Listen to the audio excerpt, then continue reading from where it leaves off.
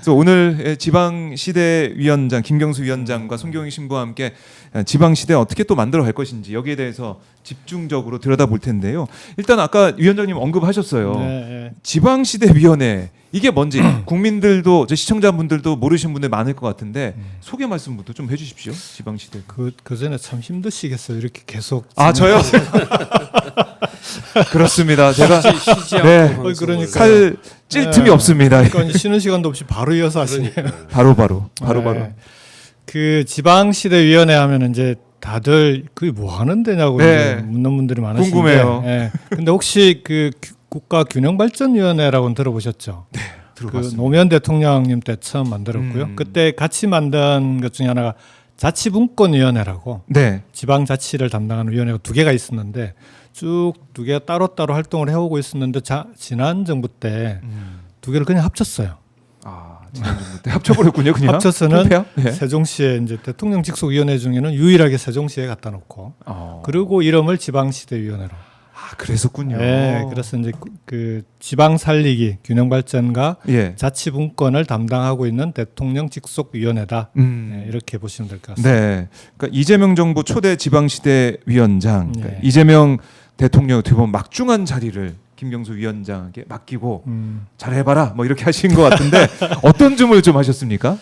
그러니까 이재명 대통령의 선거 때 네. 균형 발전 공약이 혹시 기억나는 게 있으십니까? 균형 발전 공약. 아마 뭐 혹시 5극 3특이라고. 5극 3특 맞아요. 네, 그것도 또 말이 어려워요. 5극 3특 맞아요. 그때 네. 제가 지역에 취재 다닐 때마다 대선 현장에서 많이 들었던 맞습니다. 얘기. 그러니까 전국을 5극 3특. 수도권을 포함해서 5개 맞아요. 권역으로 나누고 그다음에 강원, 전북, 제주를 특별자치도로 발전시키겠다라고 하는 건데 쉽게 얘기하면 수도권은 그 자체로 일종의 메가시티가 돼 있잖아요. 다른 지역은 시도 단위로 그동안 균형발전 정책을 추진해 왔는데 네. 해보니까 안 돼. 오히려 오히려 갈수록 수도권 집중은 그러니까요. 심화되고 있어서 야 그러면 다른 지방도 이제는 시도별로 하지 말고 따로따로 해서는 자기들끼리 경쟁해서는 지금 답이 없으니 네. 수도권처럼 권역별로 묶어서 좀 메가시티를 만들어 나가는 방식으로 해보자. 그게 이제 이재명 대통령의 균형발전 공약이에요. 이제 그 방향으로 가야 되는데 이게 해본 적이 없는 정책인 거예요. 그동안. 그러니까 정부 수립 이래로 예. 시도가 계속 쪼개지던 시도를 다시 묶어서 뭘 해보자라고 하는 정책은 처음이라. 네. 그러니까 저는 이제 경남도지사 때 제가 부울경 메가시티를 직접 추진해보기도 했었고 하니까 이제 이 대통령께서 당신이 그럼 이거 한번 처음 하는 거니까 설계를 한번 잘해봐라. 그 다음에 그 설계도를 가지고 뭔가 성과가 남을 수 있는 네. 정책들을 같이 한번 추진해봤으면 좋겠다. 이런 취지로 저한테 맡기신 것 같습니다. 그러니까 딱 봤을 때 정말 적임자고 일을 잘할 사람이다.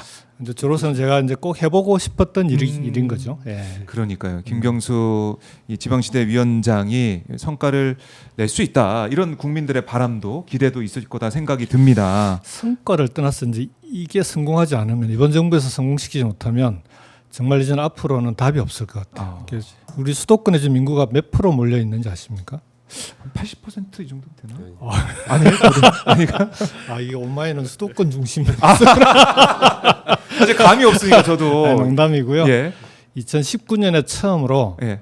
전 국민의 50%를 50%. 넘었었어요. 이게 원래는 2011년에 50%를 넘었을 거다 이렇게 예측을 했는데 그게 8년 늦춰진 거거든요. 8년 이 늦춰졌다. 8년이 늦춰진 게 예. 노무현 대통령의 혁신도시를 포함한 균형발전 정책을 강력하게 추진했던 게 예. 8년 늦춘 효과만 나타낸 거예요.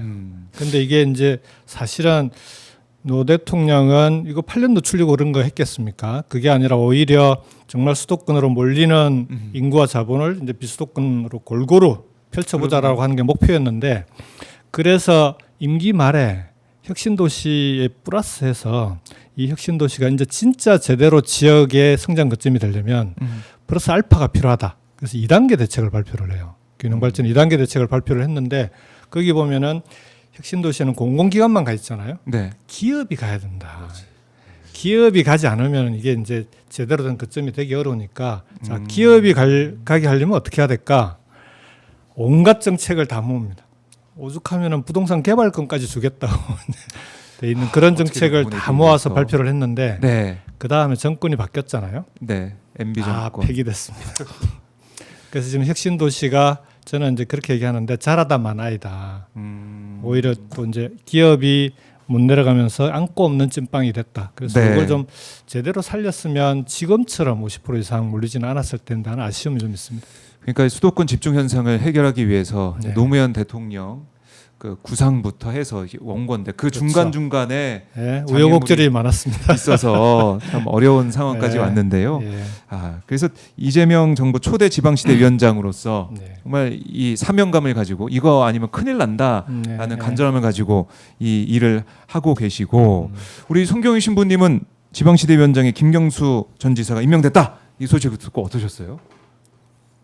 가장 적임자가 됐다. 가장 적임자가 됐다. 그 이유는 이제 노무현 대통령께서 시작하신 사업이잖아요. 네. 그리고 그때 같이 청와대에 계셨고 또 경남 도지사로서 이제 부울경 메가시티를 직접 추진했던 당사자잖아요.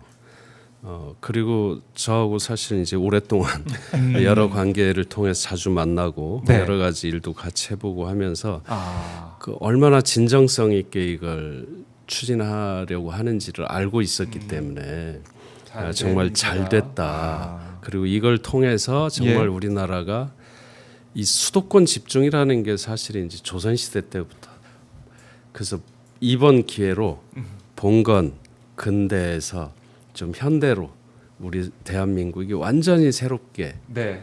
탈바꿈하는 그런 역사, 정치, 경제, 생활 이 모든 것이 좀 전변하는 그런 계기를 좀 마련했으면 좋겠다 네. 이런 생각이 들어서 응원하고 있습니다. 적임자. 신부님이 혹시 워크홀릭인 건 아시나요? 워크홀릭. 네.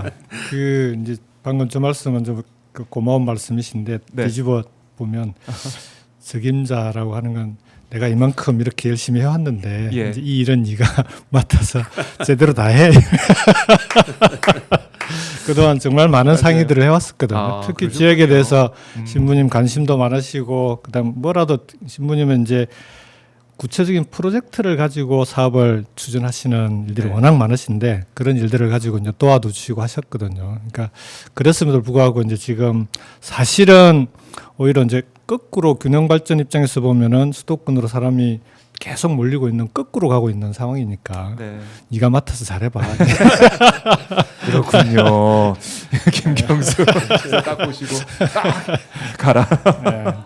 이렇게 한 느낌도 좀 들고. 그러니까 두 분이 이제 인연이 더 깊으시기 때문에 네. 오늘 또 함께 하는 이 자리가 더 뜻깊다 이렇게 생각이 들고요. 어제 보니까 지방시대위원회 첫 본회의가 있었더라고요. 맞습니다. 예. 어떤 얘기도 있었는지 이것도 한번 저희가 짚고 그 가보죠. 지방시대위원회 본회의 하면 또 이제 그게 뭐야 할 텐데. 네, 국회 본회의만 저희가 많이 듣고 있어가지고. 그러니까 지방시대위원회는 위원회잖아요. 네. 그럼 이제 위원들이 있을 거 아닙니까? 그걸 뒷받침하는 사무처가 있고 네. 사무처는 중앙부처에서 이제 파견 나와 있는 공무원들이 일을 하고 어허. 위원들이 이제 핵심적인 의사결정을 해요. 근데 위원이 18개 부처 장관들하고 네. 18개 부처 장관들하고 그리고 민간 위원들이 있습니다. 민간 위원들이 17분이 있고 네. 거기에 당연직으로 이제 그 시도지사 협의회장, 뭐 시장군수구청장 협의회장 당연직 4분이 있어서 총 우리가 이제 39분 네, 이제 위원들이 있는데 그 위원들이 처음으로 모여서 이제 전체 회의를 한 거죠. 그 동안에는 이제 지난 정부에서 위촉해 놓은 위원들이 임기가 아직 남아 있어가지고 그걸 이제 위원들 다 교체한 다음에 이제 첫 회의를 한 겁니다. 첫 본회의. 첫 회의를 하고 그 자리에서 이제 이재명 대통령이 말씀하셨던 5억 3특을 중심으로 하는 권역별 메가시티 정책을 일단 국가균형성장 전략 설계도라는 이름으로 이제 1차 설계도를 완성을 했거든요. 네. 그 완성한 설계도를 어제 그 위원회 회의에서 공식적으로 의결해서 정부 정책으로 확정을 했습니다. 그래요. 어제 좀 역사적인 어떻게 보면 좀 본회의였다. 저로서는 이제 예. 한 3개월 가까이 정말 직원들하고 그냥 뭐 하여간 밤낮으로 이게 이제 왜냐하면은 책상물에서 우리만 막 작성한다고 되는 게 아니고 네. 그 개별 정책들이 다 부처가 실행해야 되는 정책들이에요. 그리고 지방 정부가 또 직접 해야 되는 거고 하니까 부처하고도 협의해야 되고 지방정부하고도 협의해야 되고 민간 전문가들도 또 워낙 또 전문가들이 많으시니까 네. 그분들하고도 협의하고 그렇게 해서 정말 수십 차례 협의를 거쳐서 만들어낸 합의안이다 이렇게 보시면 됩니다. 보통 일이 아니네요. 보통 일이 아닐 것 같아. 앞으로도 그럴 것 같은 생각이. 사람과 하는 일이 제일 힘듭니다. 그래서 이제 5국 3특 권역별 메가시티 추진 방향 뭐 이런 것도 시청자분들이 궁금하실 겁니다. 그렇죠. 어떤 계획을 가지고 있느냐, 또 어떤 생각을 계속 발전시키고 결과물을 만들어낼 것이냐 이걸 물어보실 것 같아요. 이게 정책 얘기하면 다 재미없어 하시더라고요. 재미없어. 네. 근데 핵심은 그런 거예요. 그러니까 수도권이 어떻게 해서 경쟁력을 가지게 됐을까? 핵심은 수도권의 서울, 경기, 인천이 하나의 권역으로 기능을 하면서 경제권이 구축이 돼 있고 그렇죠. 광역 대중교통망이 잘 짜여져 있잖아요. 네. 거미줄처럼. 그러면서 생활권이 구축이 돼 있어요. 근데 각 시도에 가보면 도시마다 다 따로따로 돼 있잖아요. 그러니 개별 도시하고 수도권이 경쟁이 되겠습니까? 그래서 조금이라도 경쟁이 되려면 5국 3특으로 묶어서 권역별로 수도권처럼 한번 발전시켜 보자. 뭐 수도권을 그대로 옮겨가긴 힘들겠지만 그런 방향으로 이제는 개별 시도가 아니라 수도권, 충청권, 광주, 전남권, 부울경, 대구, 경북 전국을 5개 권역으로 나누고 네. 그 권역별로 메가시티를 만들어서 선택과 집중이 필요하겠다. 아하. 그렇게 하고 집중해 나가면서 주변의 중소도시나 농산어촌을 함께 발전시키는 그런 전략으로 가야 그래야 지역도 이제 조금 수도권까지는 아니지만 네. 지역에 있는 사람들이 수도권으로 떠나는 이 추세를 멈출 수 있지 않을까 이렇게 생각하는 거죠. 네. 얼마 전에 부산을 다녀왔거든요. 부산에요. 예. 근데 부산이 우리나라 제2의 도시잖아요. 그리고 부산하면 항구, 조선업. 그런데 최근에 부산의 정책 방향을 관광 문화 예술 도시로 바꾼다고 그래요. 그래서 왜 그러냐 그랬더니 조선업 또 항구 뭐로서의 기능이 현저히 약화된 거예요. 그다음에 더 놀라운 건 거기서 해마다 3만 명의 젊은이들이 다 서울로 떠난다는 거예요. 그래서 인구도 줄고. 예. 그리고 뭐 경남 지사 하셨을 때도 그랬잖아요. 젊은이들이 거기서 대학을 마치면 거기서 직장을 구하고 정주하는 비율이 지극히 낮아요. 거의 다 서울로 떠나요. 그렇더라고요. 부산을 요즘은 네. 별칭으로 노인과 바다라고 그렇죠. 노인과 바다라고. 슬픈 그래서 얘기도 있는데요. 예, 깜짝 놀랐어요. 근데 우리나라 지금 김경수 위원장께서 계속 지방 이야기하고 수도권 집중 이야기를 하는데 저는 이제 뭐 어떻게 하다 보니 해외도 많이 다녔는데 그 우리나라 같이 이렇게 초집중돼 있는 서울 이런 나라가 없어요.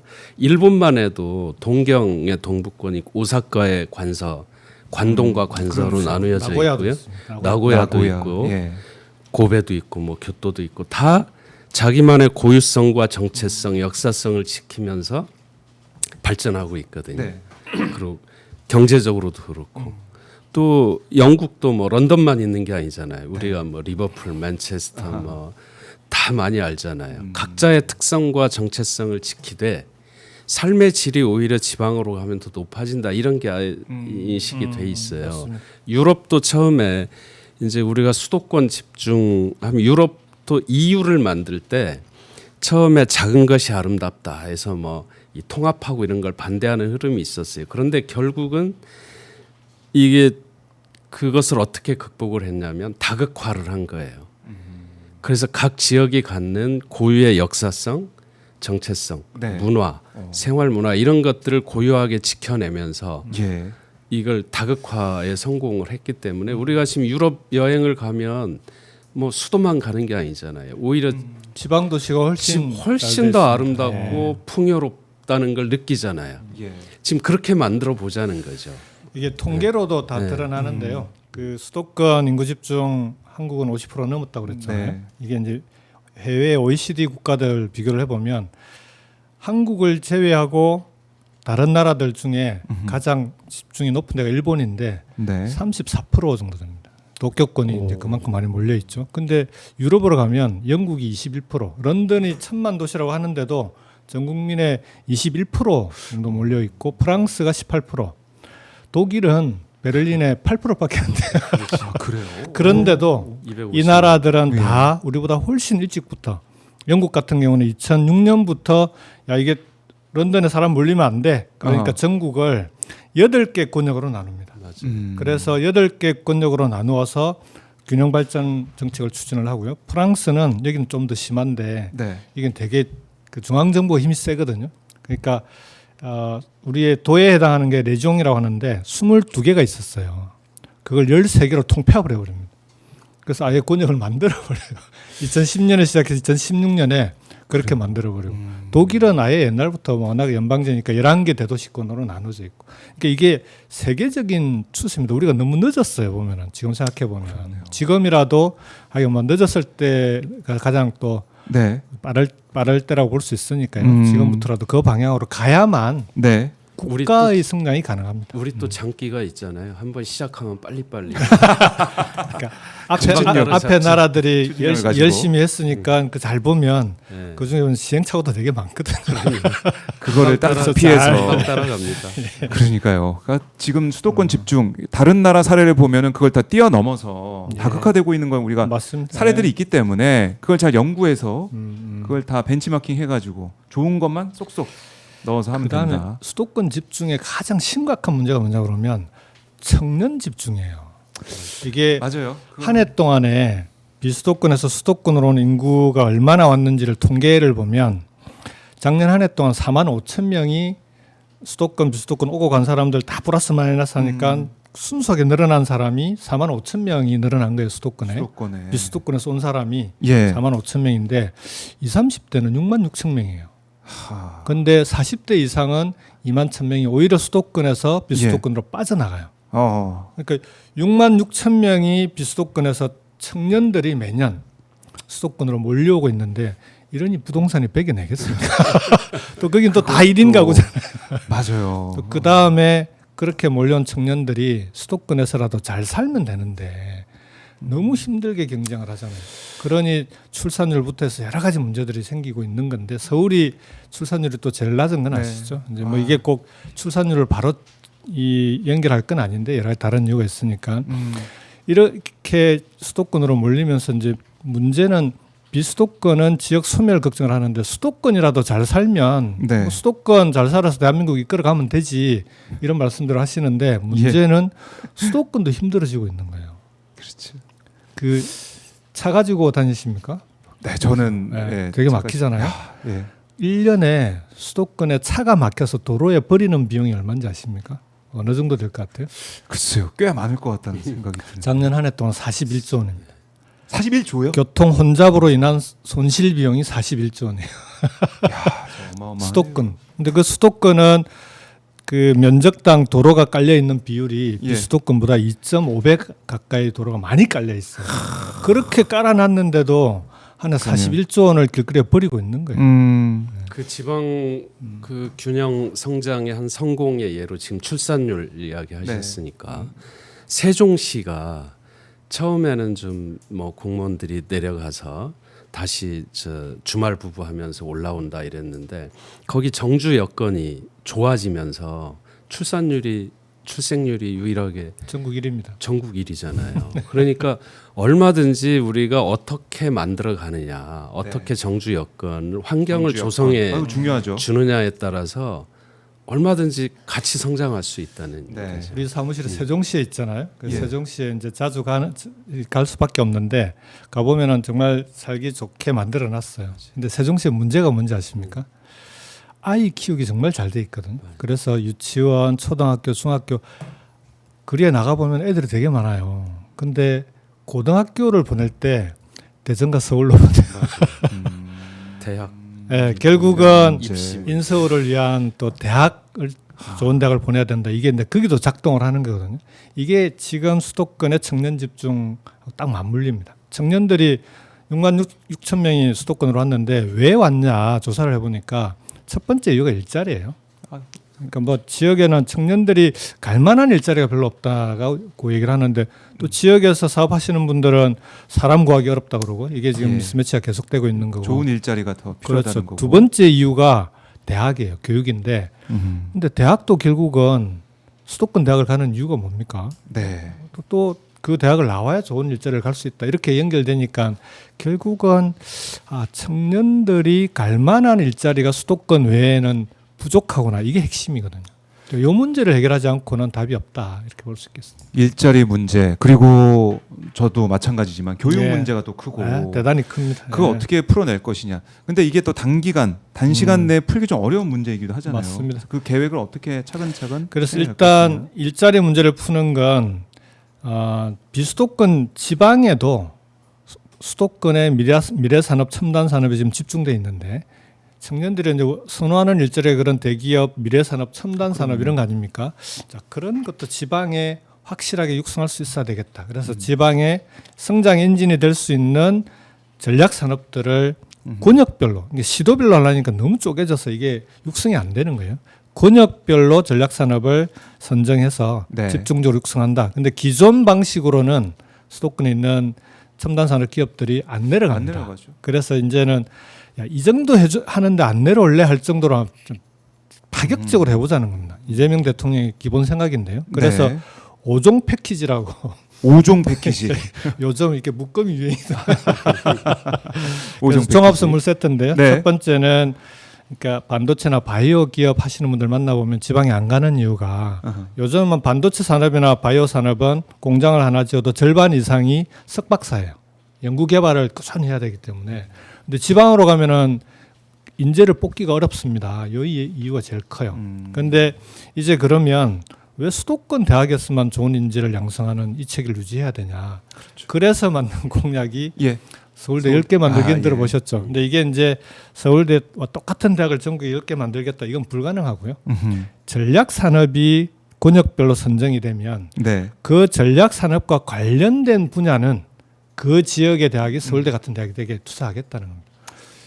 그래서 교육을. 좋은 인재들이 맞아요. 그 지역에서도 나올 수 있게 하고 그럼 두 번째 그러려면 R&D도 집중해서 투자해야 될 거 아닙니까? 막 부처별로 흩어져 있거든요. 과기부, 네. 산업부 막 이런 중기부 그걸 모아서 집중 투자한다. 전략 산업이 아하. 선정이 된 곳에다가 세 번째가 그것만으로는 부족하니까 기업이 신기술 개발할 때 제일 어려운 게 규제입니다.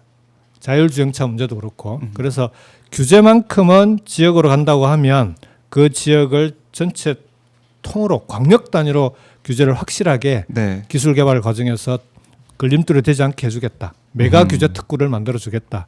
거기에 재정과 세제 지원은 기본이고 네 번째로 마지막으로 재정 지원한다고 해봐야 얼마나 되겠습니까? 세금 가지고 하는 게 민간 기업에. 네. 그래서 국민성장 펀드를 150조를 만들어서 펀드 지원까지 결합시켜 주겠다.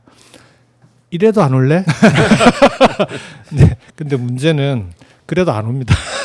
여기에 뭐가 빠지냐 그러면 수도권은 대중교통으로 막 다닐 수가 있잖아요. 근데 그 지방 가보시면 아마 피부로 느끼실 텐데 차 없으면 못 다닙니다. 네. 택시를 타야 그렇게 되고. 하면 이게 이제 청년들에게 문제가 생겨요. 갓 사회에 나온 청년들이 차가 있을 리가 없잖아요. 집이 부자가 아닌다면은 운전면허도 없는데 그러니 대중교통으로 다녀야 되는데 수도권은 가기가- 수원, 인천에서 서울로 일자리를 구할 수 있지 않습니까? 네. 그런데 불경만 하더라도 창원, 울산에서 부산에 일자리를 구해서 출퇴근이 안 됩니다. 부산에 일자리를 구하면 방을 얻어야 돼요. 근데 부산에 방 얻어서 일자리를 구할 바에야 서울 가자.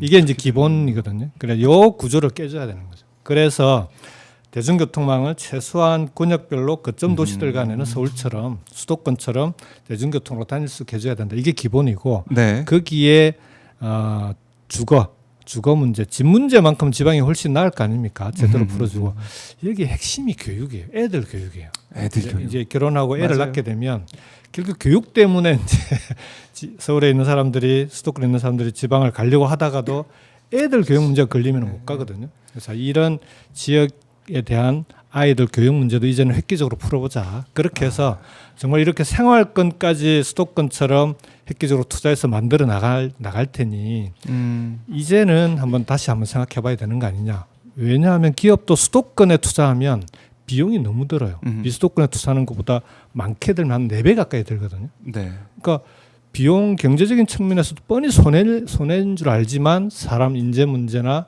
여러 가지 문제 때문에 수도권에 울며 겨자 먹기로 이제 투자를 하는 거죠. 뭐 다른 여러 가지 요인이 있으니까 하긴 하지만 그래서 이걸 비수도권에도 자 그런 기본적인 요건들은 갖춰서 확실하게 투자할 테니까 이번에는 한번 같이 만들어 가보자. 네. 인재 양성도 대학에만 맡기지 말고 기업이 직접 같이 하자. 같이 하자. 예, 이제 그렇게 가는 거죠. 예, 그러니까 위원장님 말씀 들어보면은 해법은 다 나와 있는 것 같아요. 근데 해법은 이제 오래전부터 나오고 있는데 이거를 어떻게 추진하느냐. 맞아요. 저는 그래서 이번엔 그 문제. 좀 레디컬하게 예, 혁명적으로 급진적으로. 추진하려는 의지가 있는 것 같아요. 저는 아. 그렇게 하지 않으면 안 된다. 그리고 기업도 네. 실제로 그 지방에 가서 투자하고 운영할 때 실제적인 이득을 가질 수 있다. 맞습니다. 예. 이런 걸 좀 인식을 해야 될 것 같고요. 그다음 네. 우리 김경수 위원장이 지사할 때 그 진주나 창원에서 서울 오는 게 빨라요. 같은 경남 돌아다니는 것보다. 그래서 그 지역 내 대중교통망 예. 이걸 구상했거든요. 음. 그게 어느 지역이나 똑같아요. 전라도도 맞습니다. 마찬가지고 네. 경상도도 다 서울로 모든 길은 로마로 통한다. 모든 길은 서울로만 그렇게 다 이렇게 뻗어왔기 때문에 예. 지금 말씀하신 대로 그런 지역 내에 그 소위 소지역주의도 극복을 해야 맞습니다. 되고 역사적으로 우리가 고정관념화되다시피한 지역 간 차별, 네. 대립, 뭐 소외 이런 문제를 한꺼번에 우리가 극복할 수 있으려면 실제 시민들이 체감할 수 있어야 되거든요. 네. 그러니까 그런 관점에서 좀 이번에는 좀 레디컬하게 그리고 기후 위기 시대에 대한 대응을 위해서도 반드시 필요한데요. 맞습니다. 이게 재생에너지는 태양광이나 뭐 풍력 발전 이런 게 다 지방에서 많이 생산될 수밖에 없습니다. 왜냐하면 수도권은 땅값이 너무 비싸서 네. 수지가 안 맞아요. 그래서 전남 지역이 재생에너지가 이제 많이 생산되는 이유도 그런 게 있는 건데 재생에너지가 지역에서 많이 생산이 되는데 네. 수도권에 재생에너지를 100%로 써야 되는 첨단 산업들이 집중되니까 수도권에서는 그 전력 문제를 아. 그러니까 2040년, 뭐 2050년까지 100% 재생에너지를 써야 될 텐데 네. 그 문제를 해결할 방법이 없는 거예요. 그러니 태양광을 지역에서 만들어서 수도권까지 끌고 와 이것도 말이 안 되는 거고. 그렇겠네요. 그래서 이 문제도 사실은 해결하기 위해서도 예. 전국에 골고루 그런 좀 첨단 산업들이 분산되는 게 맞다. 네. 네. 그래요. 이제 5급 3특을 이루기 위해서 다양한 방안들 이미 뭐 답을 우리가 다 이제 내놓고 있는데. 저도 하나 질문하고 싶어요. 아 질문. 예. 신부님의 질문 좋습니다. 아군이 아니었군요. 날카로운 질문을 좀 예. 해주십시오. 예. 이런 이제 성장 뭐 균형, 지방 뭐 분권 이런 얘기하면 소위 지역의 이제 지역 이기주의, 소지역주의 이런 게 맞습니다. 나타나잖아요.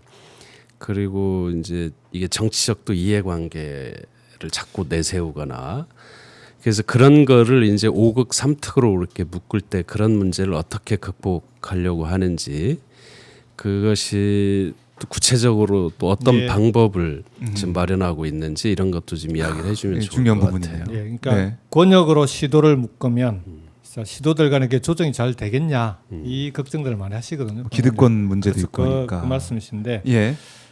조정하지 않으면 안 되게 만드는 방법으로 가지 않으면 조정이 안 됩니다. 실제로 그 걱정이 이제 일리가 있는 걱정이시거든요. 그래서 어떻게 하려고 하냐 그러면 자 방금 말씀드렸던 이런 투자를 권역별로 전략 산업을 중심으로 확실하게 해줄 텐데 지금처럼 따로따로 있으면 해주고 싶어도 못 해준다.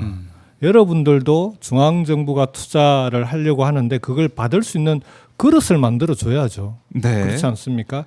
그게 메가시티거든요. 그러니까 시도들이 통합을 하려면 시간이 너무 걸립니다. 또 행정 통합을 추진하다 보면 간단치 않습니다. 잘 아시겠지만 예. 대구 경북이 2019년에 합의해놓고 지금도 못 하고 있잖아요. 그래서 통합은 오히려 또 꼬리가 몸통을 흔드는 일도 생기고 디테일한 악마에 있어서 잘 안 된다고 하니 네. 그러면은 연합체를 만들어라. 그게 이제 지방자치법에 할 수 있게 돼 있어요. 특별지방자치단체라고 해서 연합체를 만들고 연합 그 집행부를 만들고 그 다음에 광역의회까지 만들 수 있게끔 네. 광역연합을 만들면 그 광역연합체가 사업을 직접 할 수 있도록 확실하게 밀어주겠다는 겁니다. 이제 밀어주겠다고 하는 게 전략산업도 육성하겠다고 하지 대중교통도 그 단위로 해서 깔아주겠다고 하죠. 뭐 인재 양성, R&D 온갖 걸 붙여주는데 지방 입장에서 저걸 받으려면 그러니까요. 야, 우리가 어떻게든 힘을 모아서 합의를 하자. 이제 그렇게 이제 유도하고 합의가 되면 그걸 중앙정부하고 지방정부가 협약을 맺어서 그 협약대로 추진하게끔 그렇게 만들려고 합니다. 네. 어떻게 들으셨습니까? 좋은 생각. 좋은 생각입니다. 그렇게 예. 추진만 된다고 하면 그대로 예, 예. 되면은 이것도 해결할 수가 있다. 오히려 빠르게 시도들이 그동안 이제 우리가 이런 입장을 가지고 협의들을 쭉 했더니 광주 전남은 이미 추진을 하고 있고요. 연말 안에 그런 메가시티를 만들겠다라고 하고 있고 다른 시도들도 네. 이미 충청권은 만들어져 있는데 음흠. 그동안에는 정부가 지원을 제대로 안 하니까 활성화가 안 됐던 거고. 맞아요. 저도 그래서 그런 얘기를 듣고 있어서 예, 예. 지방시대위원회가 본격적으로 활동을 시작하면서 네. 구체적인 사업방이 나오면서 지방의 분위기가 많이 달라졌다. 이런 얘기를 많이 듣고 벌써부터. 있거든요. 좀 적극적으로 예. 네, 태도가 바뀌었다. 그래서 아주 네, 그러니까요. 네, 지금 보면 바람직한 방향이 이재명 대통령의 공약 이미 이제 나와 있었고 거기에 따라서 지방시대위원회가 이제야 정말 본격적으로 가동이 예. 되고 있으니까 기대가 높다라는 건데